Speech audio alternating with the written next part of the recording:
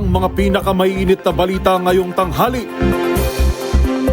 4.7 bilyong pisong air assets na karamihan umano ay kay Representative Zaldico. Ipinapa-freeze ng DPWH sa Anti-Money Laundering Council. Ilang opisyal naman ng ahensya na sangkot umano sa substandard na mga proyekto, pinagpapaliwanag. Philippine National Police handa umanong makipagtulungan sa investigasyon ng Commission on Human Rights sa gulo noong September 21. Bagyong Opong lalo pang lumakas habang papalapit ng bansa. Signal number 1 nakataas na sa ilang lugar sa Eastern Visayas. Sa MBC TV correspondents, lalaki patay sa saksak dahil umano sa love triangle sa Bacolod City. Sa MBC TV Sports, UAAP Season 88 nagbukas sa isang grand ceremony sa UST. Sa Showbiz Spotted, Ate Gay masayang ibinahagi na may sasagot na sa gastos ng kanyang chemotherapy at radiation.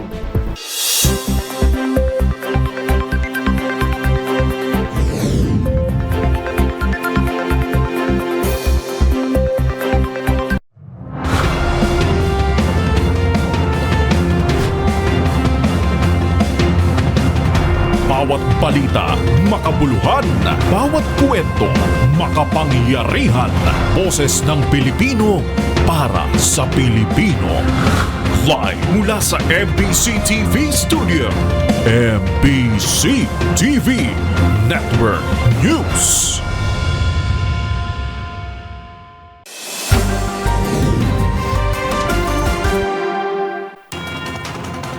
Pilipinas, una sa ating mga balita.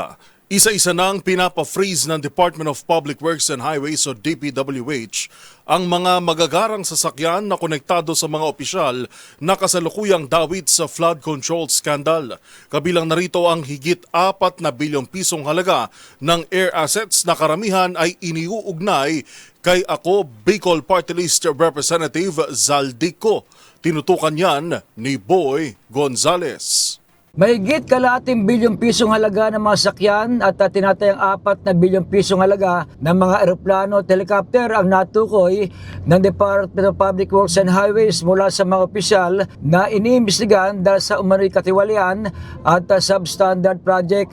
Ayon kay DPWH Secretary Vince Dizon, lumabas sa tala ng Land Transportation Office na may halos 500 milyong pisong halaga ng mga sakyan na nakapangalan sa 26 na individual, kabilang ang mahigit sa 200 milyon na konektado sa umano'y sa pamilya ni Diskaya. Sabi ng kalihim, iniulat na Civil Aviation Authority of the Philippines na may 11 air asset na nagkakalaga naman ng 4.7 bilyong piso. Karamihan ay iniugnay naman kay Congressman Zaldico at sa Hypo na Construction na Development Corporation. Kaugnay ito, tiniyak ni Dizon na isusubite ang impormasyon sa DOJ, Anti-Money Laundering Council at Internal Cleansing Initiative para sa kaukulang aksyon.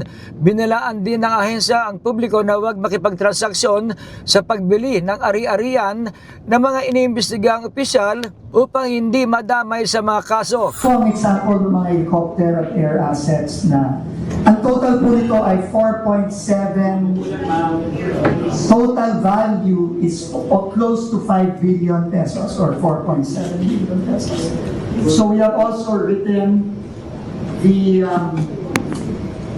AMLC, the DOJ, and also the ICI informing them about this. Samantala, nagpalabas na show-cause order ang DPWH laban sa ilang regional directors at district engineers dahil sa mga aligasyon ng katiwalian, substandard project at labis na marangyang pamumuhay. Ayon sa kalihim, bahagi ito ng nagpapatuloy na internal cleansing initiative para masawata ang katiwalian at matiyak ang pananagutan ng mga opisyal habang nagpapatuloy ang mahalagang proyekto ng ahensya.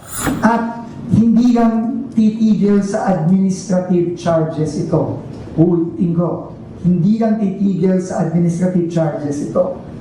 Kung may ebidensya na kasabwat sila sa mga maanumalyang proyekto, lahat yan mananagot at isasubmit natin lahat ito sa ICI. Para sa MBC TV Network News, ito si Boy Gonzales, una sa Pilipinas, una sa Pilipino.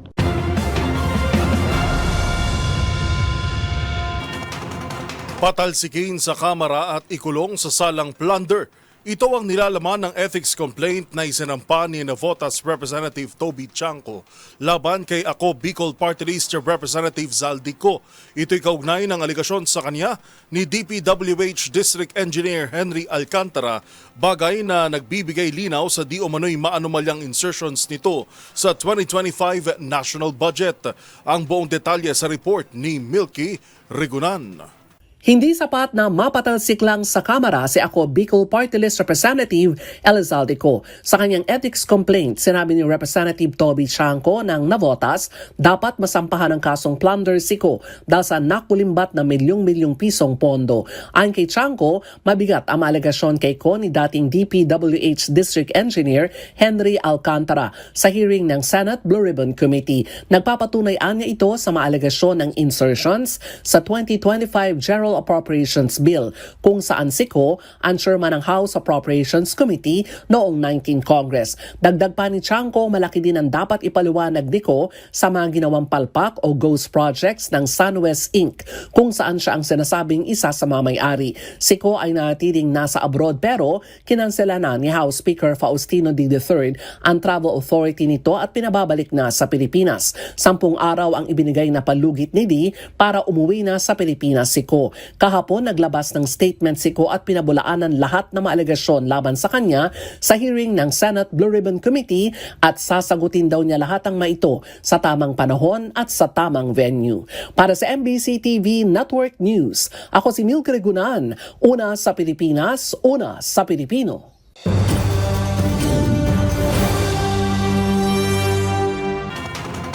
Mariing itinanggi ni dating Manila Congressman Harry Angpin ang aligasyong kabilang siya sa mga umano'y nagbayad sa mga nanggulo sa isinagawang trillion peso march sa Maynila. Kaugnay ito sa mga ulat na nagdadawit sa kanyang pangalan na umano'y isa sa mastermind sa gulo sa nagdaang kilos protesta sa Menjola. Sa eksklusibong panayam ng DZRH, iginiit ng dating kongresista na wala siyang anumang kaugnayan sa naturang Menjola riot. Ako po ay hindi po isang financier at hindi po, I will never be a financier of any movement that seeks to destabilize our government or plunge our society into anarchy. Wala pa akong ties, direct or indirect, to those who caused the riot. Una nang sinabi ni Manila Mayor Isko Moreno na isang dating politiko na may Filipino-Chinese funder at isang abogado ang itinuturong nasa likod ng bayolenteng grupo na nanakit sa kapulisan at nanira ng mga ari-arian sa kasagsagan ng anti-corruption rally noong September 21.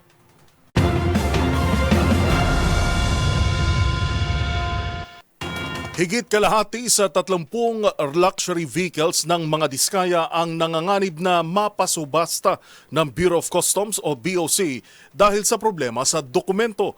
Pero ayon kay Customs Commissioner Ariel Nepomuceno, pwede pang maisalba ang mga ito kung mapatutunayan ng mga Diskaya na legal ang pagkuha nila ng mga sasakyan. Ang mga detalye babalita ni Jackie Resho.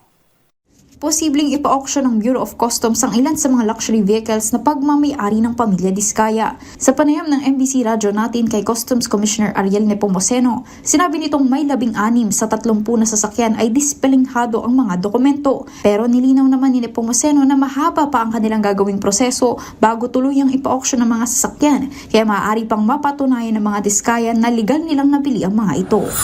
Matagal-tagal po ito kasi pag nagkaroon na ng seizure proceedings, parang hearing po yan may mga lawyers po yan. So, ganun po. Pero right now 16 yung medyo tagilid.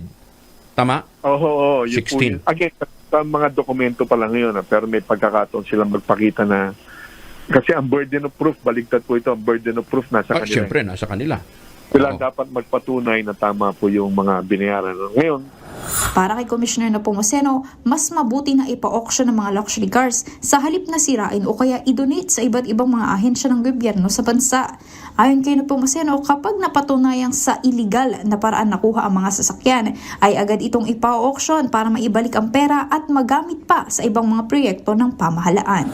Pero yung auction, sisiguraduhin po natin na, of course, may floor price yan na tama. Okay. And open bidding yan. Siyempre, para yung halaga na makukuha po doon ay magamit naman po sa mga programa ng pamahalaan.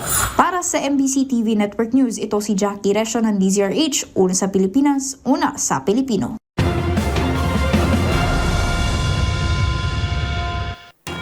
Matapos lumutang ang kanyang pangalan bilang isa sa mga umano'y tumanggap ng kickback sa flood control scandal, agad ding naungkat ang larawan ni dating Senador Bong Revilla kasama si dating District Engineer Henry Alcantara habang nagkainitan din sina Senate Blue Ribbon Committee Chair Ping Lacson at Rodante Marcoleta dahil sa issue naman ng Witness Protection Program.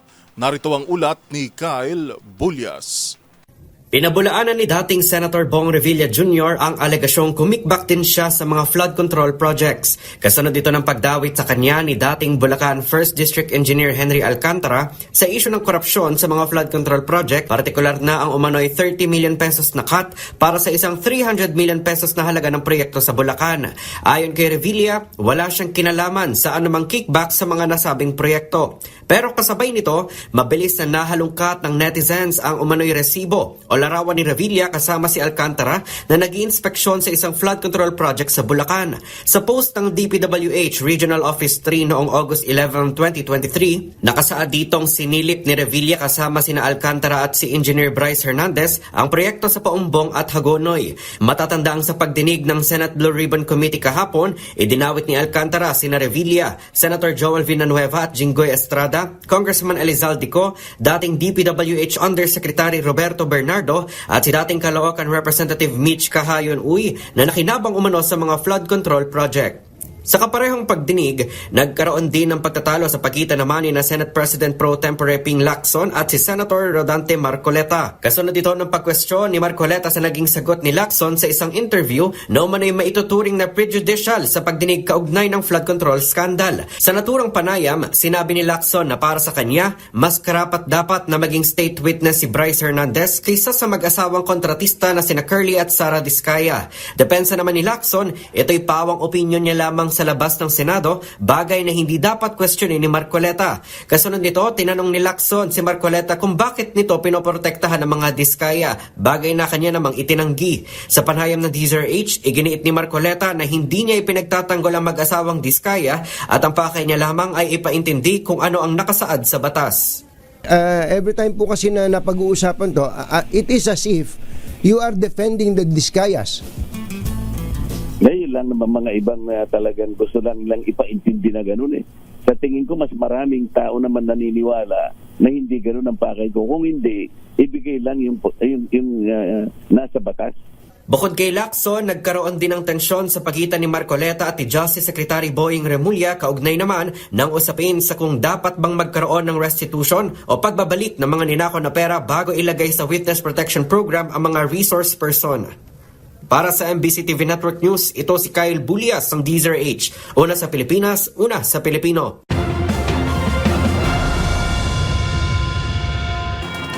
Nagsimula ng sumentro sa Senado ang investigasyon ng Independent Commission on Infrastructure o ICI kaugnay ng flood control scandal. Pinangunahan nito ni na Senate President Tito Soto at dating Senator Grace Poe na pawang ipinaliwanag ang tinatawag na individual at institutional amendments ng mga mambabatas.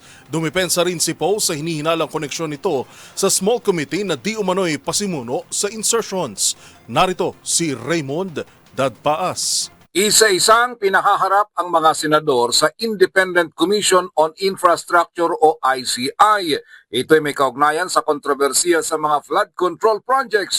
Unang humarap sa ICI si Senate President Vicente Tito Soto III at nagbigay briefing hinggil sa budget process sa Senado kasama ng pagpasok ng mga amendments at insertion sa national budget. Dito ipinaliwanag ang mga individual at institutional amendments Kahapon ay sumunod na humarap si dating Senador Grace Poe bilang dating chairman ng Senate Committee on Finance.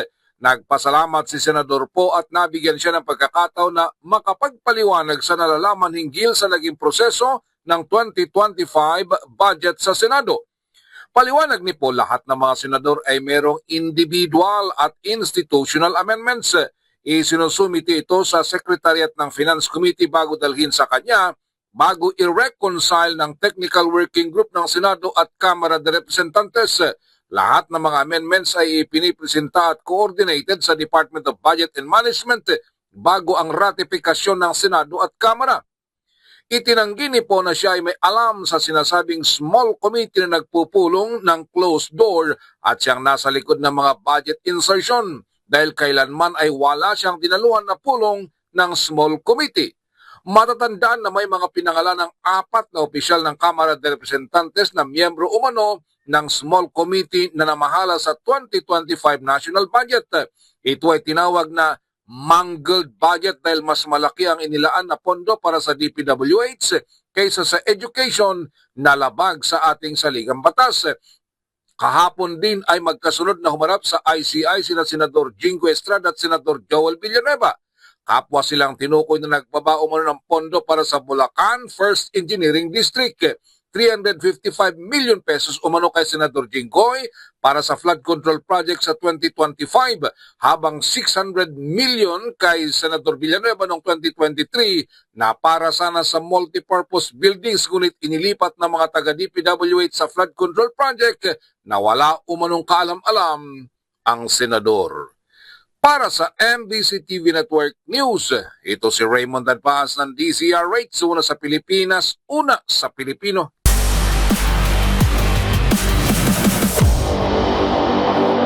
Opisyal nang nagbukas ang UAP Season 88, bit-bit ang temang Strength in Motion, Hope in Action. Naging makulay ang opening ceremony na ginanap sa UST campus na binigyang buhay ng mga atleta mula sa 8 universities. Binuksan ng University of Santo Tomas ang UAAP Season 88 sa pamamagitan ng isang engrandeng Olympic-inspired ceremony sa kanilang campus sa Maynila. Ayon sa Campus Safety and Security Office, umabot sa kabuoang bilang na 36,629 ang dumalo sa pagdiriwang, kabilang ang mga atleta, opisyal at mga taga-suporta mula sa mga miyembrong paaralan ng UAAP at mismong Tomasian community. Pinangunahan ni two-time Olympian at Tomasian pole vaulter EJ Obiena ang symbolic cauldron lighting, kasama ang dating Golden Tigers' captain na si Cici Rondina, Season 70 Men's Basketball MVP Jervy Cruz at dating Tiger Jocoda Sid Desi na naglingkod bilang mga torchbearer. I started competing in the UAAP, and there are the giants and the best of the best. The country's athletes compete, and I'm just one of them. I'm just a kid competing for UST, trying to deliver the points that I believe I could contribute. And finally being able to open such an event is a really huge moment for me.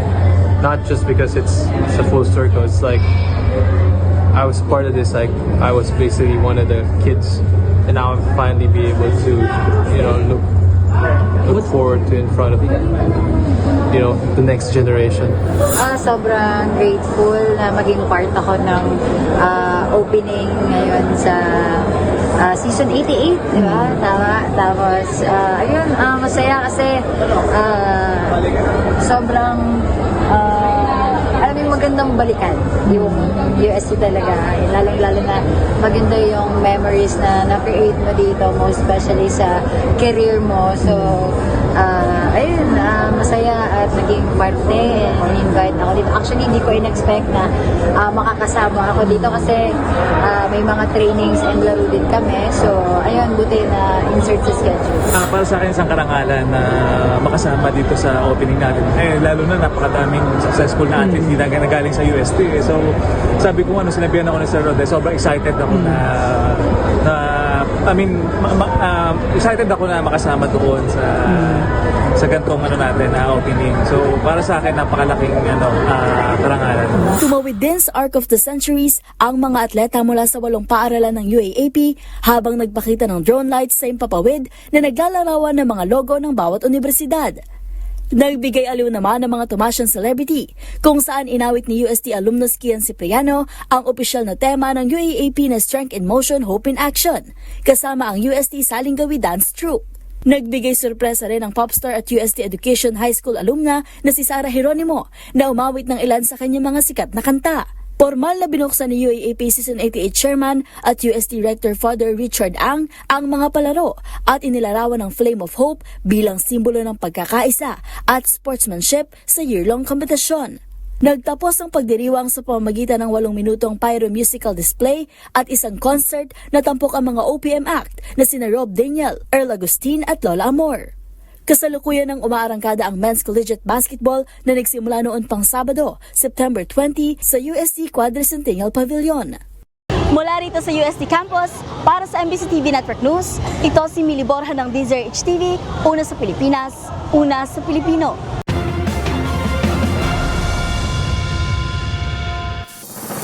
Narito mga balitang dapat ninyong abangan.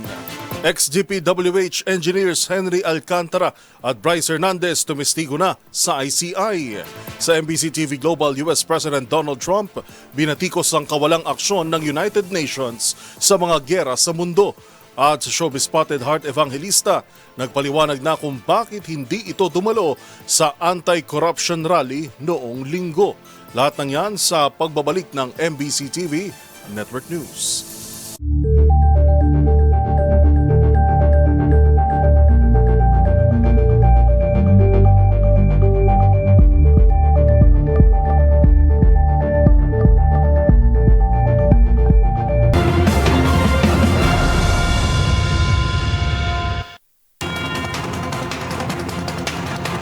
Humarap na bilang mga testigo sa Independent Commission on Infrastructure o ICI sina dating DPWH Engineers Henry Alcantara at Bryce Hernandez kaugnayan ng issue sa flood control projects. Kasabay nito, isusuko na rin daw ni Hernandez sa kustodiya ang kanyang mamahaling Lamborghini.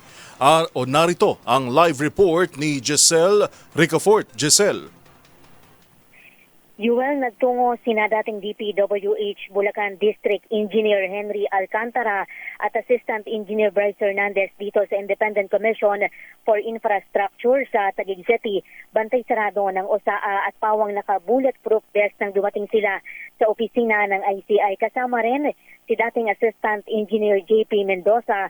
Mabilis na umalis sina Hernandez at Mendoza dito sa komisyon para magtungo sa DOJ at wala pang kumpirmasyon kung nakapagbigay na ba sila ng pahayag sa komisyon.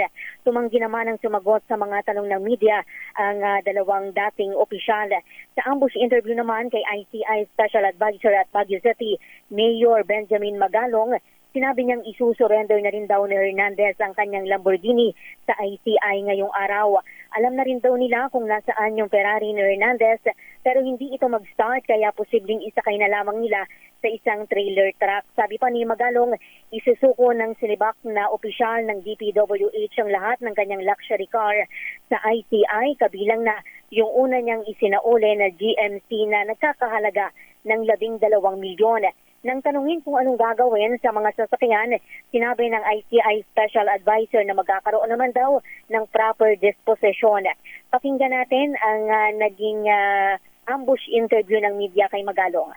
Custody muna ng ICI and then eventually may proper disposition naman yon. Pero namang proper disposition yon in accordance with law.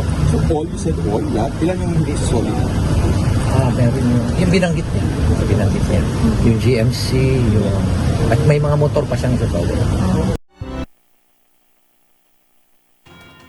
Ito na, Yuel, yung ika-4 na araw ng pagdinig ng ICI kung saan nagpapatawag sila ng mga resource person na maaaring makatulong sa investigasyon sa anomalya sa mga proyekto sa flood control. Ito si Giselle Ricafort para sa DZRH, una sa Pilipinas, una sa Pilipino. Maraming salamat, Giselle Ricafort.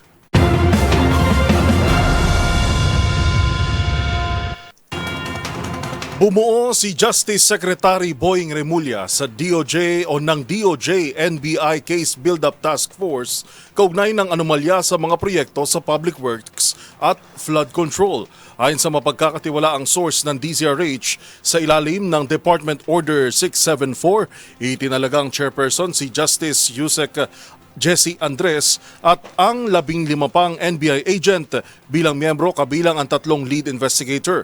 Inatasan sila ni Remulla na magsagawa ng proactive case build-up, mangalap ng ebidensya, magsuri at maghanda ng mga rekomendasyon para sa posibleng pagsasampa ng mga kaso sa mga sangkot.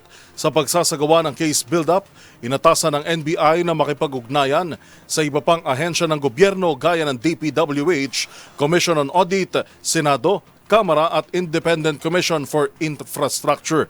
Samantala, kinumpirma naman sa DZRH ng isa pang source na hindi kabilang dito si resigned NBI Director Judge Jimmy Santiago.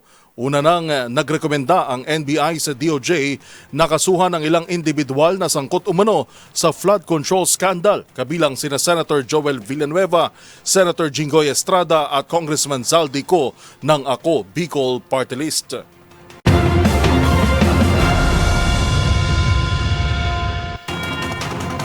Kaugnay pa rin niya na pagkasunduan ng lokal na pamahalaan ng Obando sa Bulacan na ibalik ang 11 donasyong service vans mula kay dating District Engineer Henry Alcantara. Paliwanag ng Obando LGU, isa itong pagtutol sa pakikinabang sa anumang uri ng katiwalian sa gobyerno.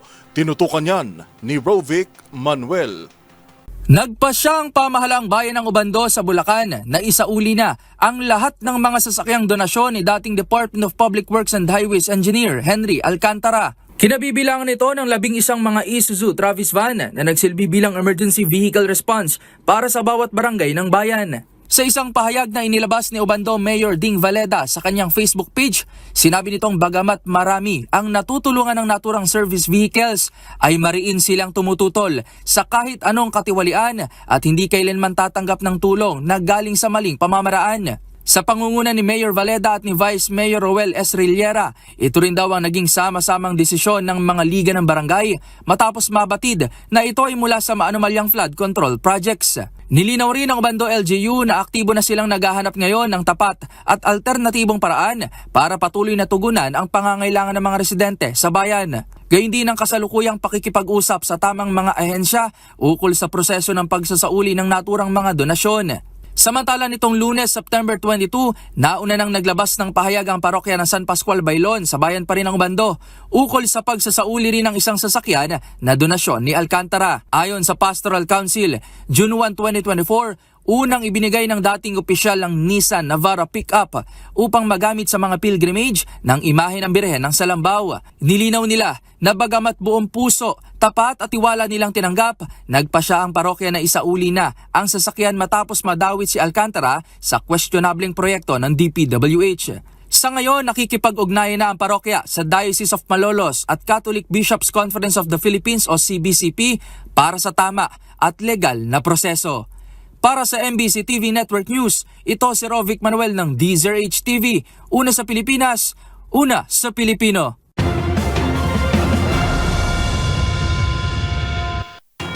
Sa iba pang balita, bukas daw ang Philippine National Police na makipagtulungan sa Commission on Human Rights o CHR para imbestigahan ang posibleng mga naging paglabag sa karapatang pantao kaugnay ng mga karahasang naitala kasabay ng September 21 anti-corruption rally sa Maynila.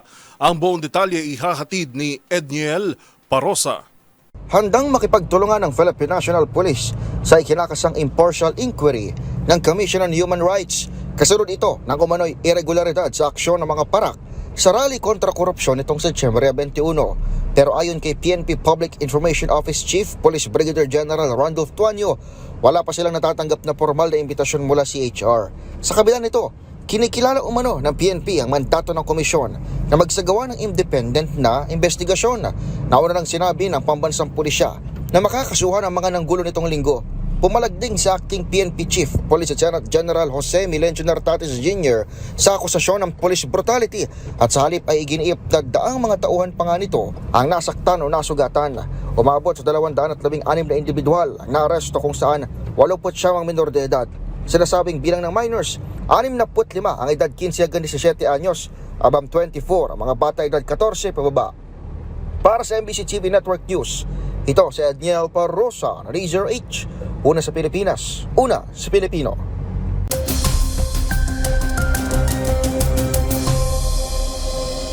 Sa atin pong ulat panahon ngayong araw ng Miyerkules, update pa rin sa bagyong Opong. Lalo pa itong lumakas habang lumalapit sa Visayas, Mindanao area sa direksyong Kanluran, Timog Kanluran. Bagamat bukas pa ito inaasahang magdadala ng direktang pagulan sa bansa, nagbabala na rin ang pag-asa sa banta nitong malakas na bugso ng hangin. Sa pinakahuling bulletin ng pag-asa, itinaas na ang Tropical Cyclone Wind Signal number 1 sa Northern Samar, Eastern Samar at Samar. Kung hindi magbabago ang pagkilos ni Opong, tinataya maglalandfall ito sa Bicol sa Biyernes ng hapon bilang isang typhoon. Bago bagtasin ang buong Southern Luzon, lumabas sa West Philippine Sea at tuluyang lumabas ng Philippine Area of Responsibility sa Sabado ng gabi o Linggo ng umaga. Samantala, paliyuma ng ating bansa, patuloy pa ring hahataki ni Bagyong Nando kasama si Opong ang Southwest Monsoon o habagat sa halos buong Luzon.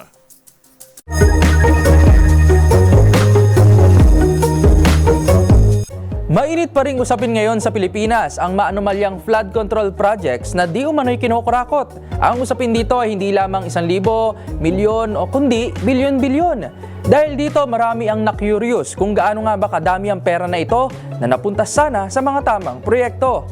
Alamin na gaano nga ba kadami at kabigat ang 1 bilyong piso. Ang bawat isang 1,000 peso paper bills ay may tinatayang bigat na 1 gramo. Sa 1 milyong piso, para makabuo nito ay kailangan natin ng 1,000 piraso ng tig 1,000 peso bill. At ang bigat nito ay nasa 1 kilo na. Ang dami ng 1 milyon na yan ay kayang mahawakan ng ating 2 kamay. At ang dami naman ng 1 bilyong piso ay may bigat na ng 1,000 kilo o 1 tonelada. Katumbas yan ang bigat ng isang maliit na sasakyan o bulldozer. Kapag in-stack o pinagpatong-patong ang tigi 1,000 na ito, ay may taas na ito ng 4 feet sa 5x5 na kwadrado. Kamakailan nga lang ipinakita ni Baguio City Mayor Benji Magalong sa publiko sa kanyang social media account kung gaano nga ba kadami ang 1 bilyong piso. At nagbigay pa siya ng halimbawa na kung magnanakaw ang isang tao ng 1 bilyong piso kada taon, ay tinatayang nasa 2.7 million pesos ang ninanakaw nito kada araw. At kung totoo nga ito, gaano na lang karami ang mawawala sa taong bayan, lalo na ang mga ikangay isang kahit isang tuka. At gaano na lang sana ang kayang matulungan ng ganitong kalaking yaman na mula rin sa kaban ng bayan.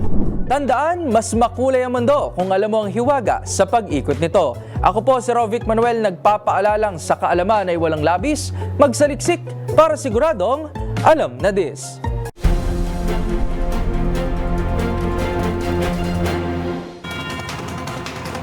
Nasunog ang bahagi ng Explosive Ordnance Disposal o EOD K9 compound sa loob mismo ng PNP headquarters sa Camp Crame sa Quezon City kaninang madaling araw. Naiulat ang apoy dakong alas 12:41 ng hating gabi at iniakyat ng BFP sa unang alarma bandang 1:03 ng madaling araw.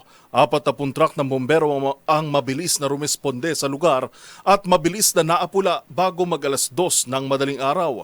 Ayon kay Fire Inspector Jeramil Valdez ng QC-BFP, walang nasaktan o casualty sa insidente pero hanggang sa mga oras na ito ay patuloy pang inaalam ang sanhi ng sunog. Noong nakaraang buwan lamang, nagkaroon din ng saglitang sunog sa Camp Crame na dumali naman sa ilang departamento ng PNP General Hospital.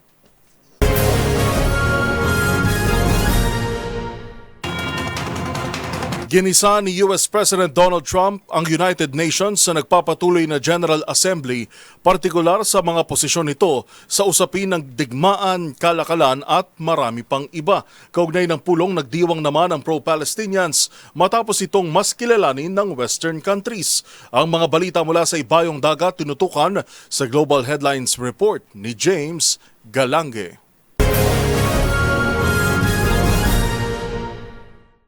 Balita mula sa Amerika. Binigyan ng mabibigat na sermon ni US President Donald Trump ang European countries at iba pang mga bansang kasapi sa nagaganap na United Nations General Assembly 2025. Kung saan kinuwestiyon nito ang gampanin ng UN sa mga nagaganap na krisis sa mundo tulad ng kabi-kabilang gyera at pagkondena rin nito sa mga patakarang ipinatupad ni Trump tulad ng mass deportation at reciprocal tariffs. Habang sinilip din ni Trump kung ano nga bang ginagawa ng UN sa anyay 7 digmaan na siya lamang daw mismo ang nagkaroon ng hakbang para resolbahin ito.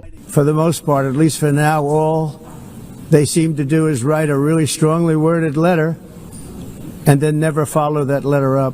It's empty words, and empty words don't solve war. Samantala, ito na ang kauna-unahang UN appearance ni Trump mula nang maupo ulit sa pwesto noong Enero.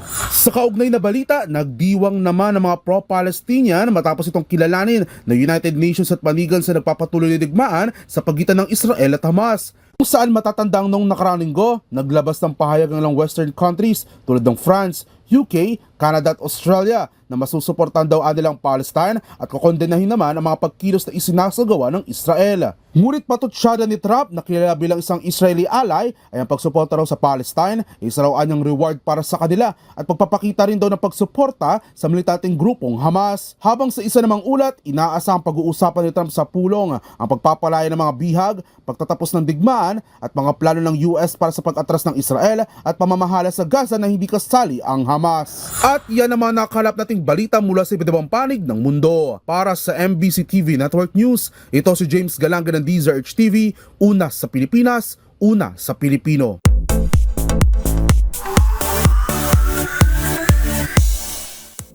Sa mundo ng showbiz, hindi napigilan ng aktres na si Heart Evangelista na maging emosyonal nang sagutin ng ilan sa mga paratang laban sa kanya. Ang fashion icon at misis ni Senator Cheese Escudero inamin ding natakot sa mga natanggap na banta kung pumunta siya sa nagdaang anti-corruption rally. Ang pahayag ni Heart tutukan sa report na ito.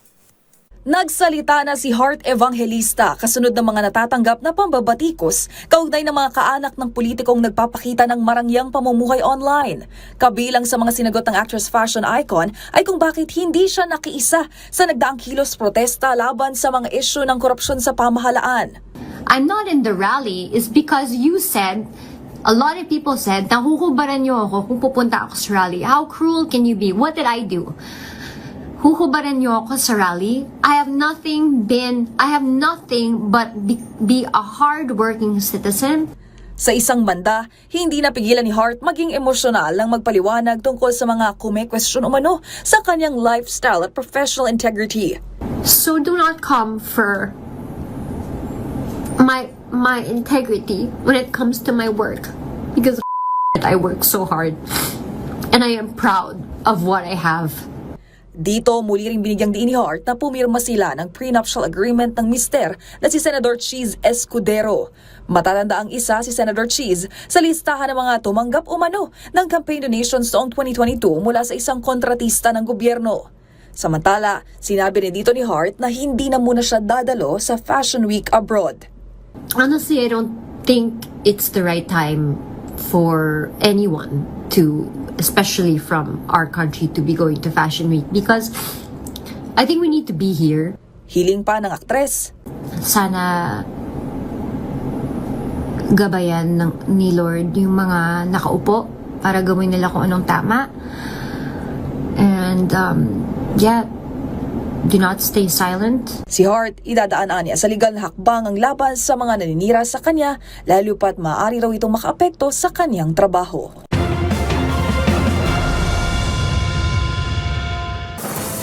Sa ating pagbabalik, notorious na magnanakaw at kasabwat nito timbog sa Bataan. At sa MBC TV Sports Exclusive, tatay ni EJ Obiena na si Emerson Obiena may panawagan kaugnay ng pole vault bilang sport sa Pilipinas. Yan at marami pang iba sa pagbabalik ng MBC TV Network News.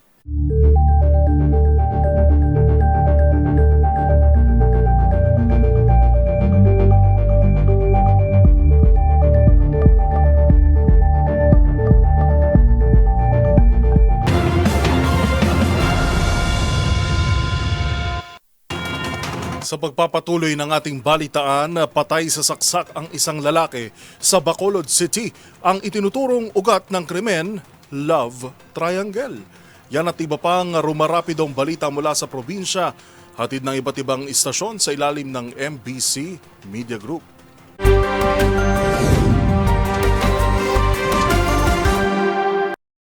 Patay ang isang 34 anyos na lalaki matapos saksakin sa Purok Mars, Barangay Singkang Airport, lungsod ng Bacolod dahil sa umanong love triangle. Ang motibo, ang biktima kinilala na si Paul John Disipulo, residente ng Purok St. Vincent, Barangay Alihis ng sabing lungsod. Ayon kay Police Lieutenant Ildefonso Leonardo, Deputy Station Commander ng Police Station 8 ng Bacolod City Police Office, magkasama si Disipulo at ang kanyang live-in partner na si Andrea Agabon nang nangyari ang insidente. Dagdag pa ni Leonardo, nagkita umanong biktima at ang suspect na si alias Parcon, dating live-in partner ni Andrea, at doon nangyari ang pananaksak sa biktima. Dinala pa ang biktima sa Corazon Locsin Montelibano Memorial Regional Hospital, subalit dinaklarang dead on arrival ang biktima. Para sa MBC TV Network News, ito si RH46 Rex Cantong para sa DZRH, una sa Pilipinas, una sa Pilipino. Arestado ng 5 pulis kaninang madaling araw ang isang kilalang suspect sa mga kaso ng pagnanakaw at ang isa niyang kasabwat matapos masakote sila sa Sinigawang Baybas sa Barangay Dualili, Bataan, alas 2:20 kaninang madaling araw. Ayon dito kay Police Major Jimmy Albert Dicen, kinilala ang suspect sa alias Marvin, 33 taong gulang, residente ng nabanggit na barangay, na ito ang pangunahing suspect na lumalabas na madalas sangkot sa mga serye ng pagnanakaw sa bayan ng Limay. Kasama niya ang isang 55 anyos na residente naman ng Pilar, Bataan na agad ding inaresto. Sinabi ni Police Major Dicen na nakilala si alias Marvin dahil na rin sa mga kuha mula sa CCTV na tumutugma sa mga pagnanakaw na nagaganap sa lugar. Aniya, bukod sa aligasyon ng pagnanakaw, sangkot din ang suspect sa benta ng ipinagbabawal na droga. Sa pagsasagawa ng pagkakadakip, nakumpiska mula sa mga suspect ang isang 22 caliber na pistola na may kasamang bala, isang cellphone at tinatayang 20.03 gramo ng shabu na nagkakalaga ng humigit kumulang sa 136,000 piso. Ang mga nadakip ay naharap na ngayon sa maghahiwalay na patong-patong na kaso, samantalang nagpaabot naman ng pasasalamat ang ilang residente sa PNP Limay dahil natuldukan ang pangamba ng mamamayan laban sa pag-atake at pagnanakaw sa komunidad.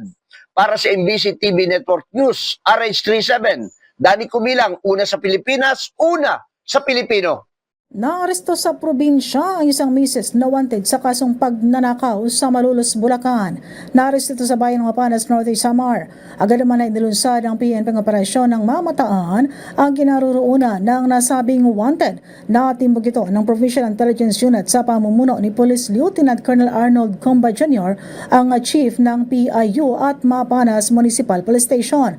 Ang misis, ayon sa report ng PNP, ay wanted sa kasong robbery sa ilalim ng Article 293 ng Revised Penal Code na nahuli sa Barangay Silhagon, Bayan ng Mapanas, Norte Samar.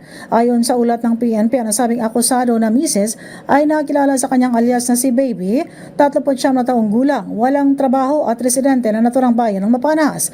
Inaresto sa bisa ng warrant to arrest and nilabas ng 3rd Judicial Region Branch 81, Sitab, Malolos, Bulacan noong May 5, 20 o May 9, 2025. Ang korte ay may tinakdang piyansa na nagkakalaga ng 40,000 pesos para sa pansamantalang kalayaan na nasabing wanted na misis. Kasalukuyan na nasa Mapanas Municipal Police Station muna ang nasabing akusado para sa dokumentasyon at kakulang legal na proseso. Nakatakda rin itong i-turn over sa korte na naglabas ng warrant to arrest. Para sa MBC TV Network News, RH34, Jane Galit Bantayan ng DZRH. Una sa Pilipinas, una sa Pilipino.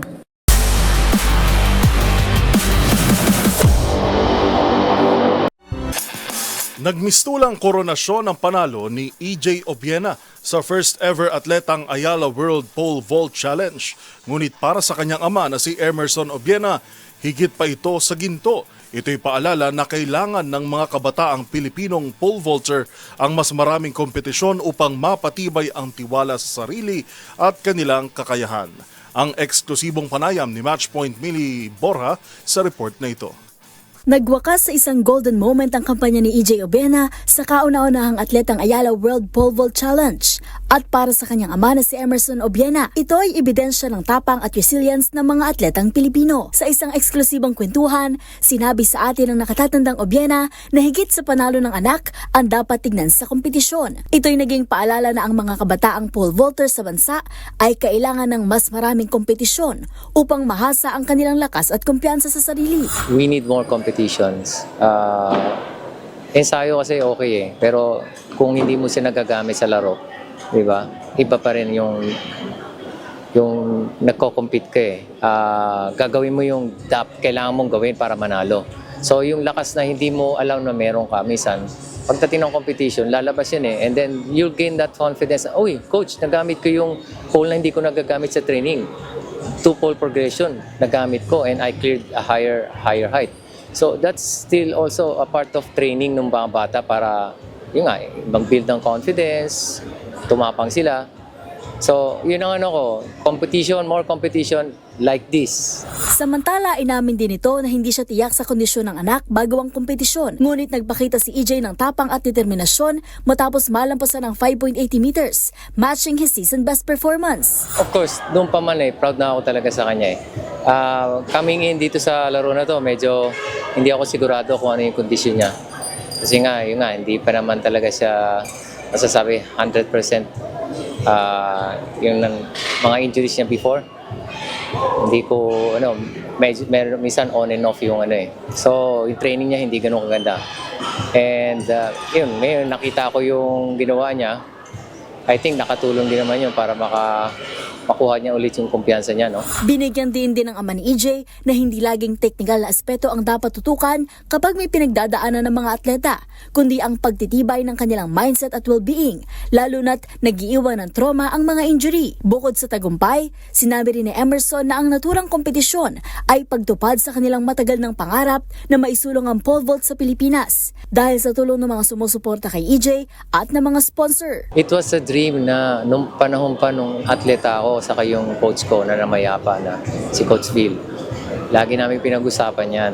Pero, ang hirap talagang maisa katuparan. But maraming salamat doon sa mga sumusuporta kay AJ. And itong matagal na namin pangarap natuloy din sa wakas. At sa mga latest updates sa mundo ng sports, para sa MBC TV Network News, ito si Millie Borja ng DZRH TV, una sa Pilipinas, una sa Pilipino.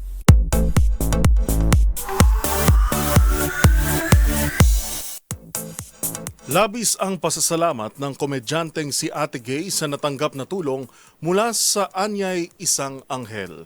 Sa kanya kasing pakikipaglaban sa stage 4 cancer, ito na raw ang siyang sasagot sa mga gastos ng kanyang pagpapakimo. Ang kwento ng kilalang impersonator ng superstar na si Nora Honor, narito sa report ni Showbiz Angel. Matapos mapaulat ang pakikipaglaban ng komedyanteng si Ate Gay sa stage 4 cancer, masaya niyang ibinahagi sa social media na mayroong mabuting loob na sasagot sa kanyang gamutan. Tinawag ni Ate Gay na isang anghel ang siya raw gagasto sa kanyang chemotherapy at radiation sa isang ospital sa Alabang. Sa huli nga nitong post, all smiles ang kilalang impersonator ng yumaong superstar na si Nora Honor kasama ang mga doktor at nurse na nag-aasikaso sa kanya. Pero bukod sa tulong medikal, mayroon ding nagmagandang loob na patirahin siya sa isang condominium na malapit anya sa ospital. Dito raw maninirahan ng komedyante sa loob ng higit 1 buwan. Sa naunang ulat, ayon sa sumuring doktor, nasopharyngeal carcinoma ang kanilang working diagnosis kay Ate Gay. Labis naman ang pasalamat ni Ate Gay o Hil Aducal Morales sa tunay na buhay sa lahat ng mga tumulong at patuloy na nananalangin para sa kanyang paggaling.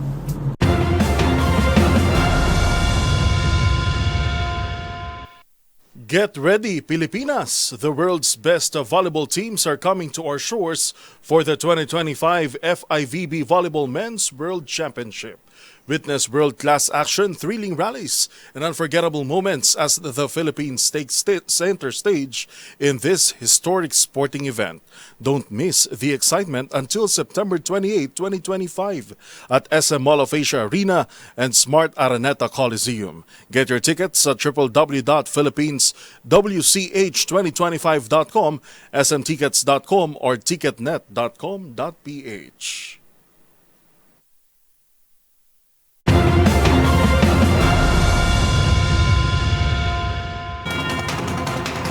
At yan po ang mga balitang aming nakalap ngayong araw ng Miyerkules. Sa ngalan ni Karen Oyong, ito po si Yuel Reyes. Siyempre, meron na lamang ho tayong 92 days bago magpasko.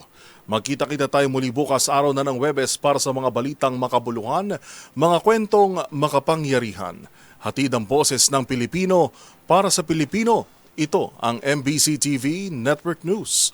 Una sa Pilipinas, una sa Pilipino.